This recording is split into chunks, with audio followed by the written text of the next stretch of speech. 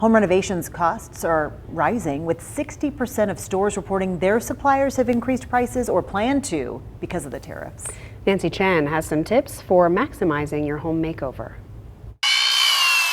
The shingles, the pricing was going to go up next week, and we got them here and saved a few $1,000s. David Parati's business, Fine Home Contracting, takes him all over Connecticut.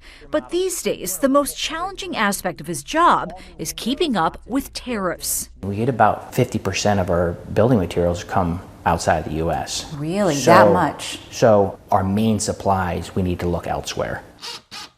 Among the biggest impacts to home renovations, 50% tariffs on steel and aluminum that could affect roofs, plumbing, and electrical equipment, as well as HVAC systems. Almost a quarter of the country's available lumber supply comes from Canada and now faces a nearly 15% tariff.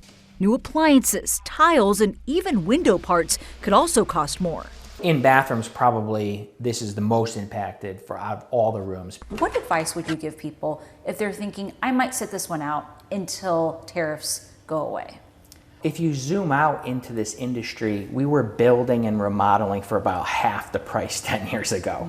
So unfortunately, it continues to go up. But if you were to do one project, painting is usually really nice to freshen things up. New flooring, you can definitely avoid the tariffs just by the different companies that are producing flooring. Parati also urges clients to set aside extra money in their budgets for rising costs down the line, up to 30% in material costs alone for projects like bathrooms. He also says to work closely with suppliers to stay on top of fluctuating policy and move quickly to lock in prices when possible. Nancy Chen, CBS News.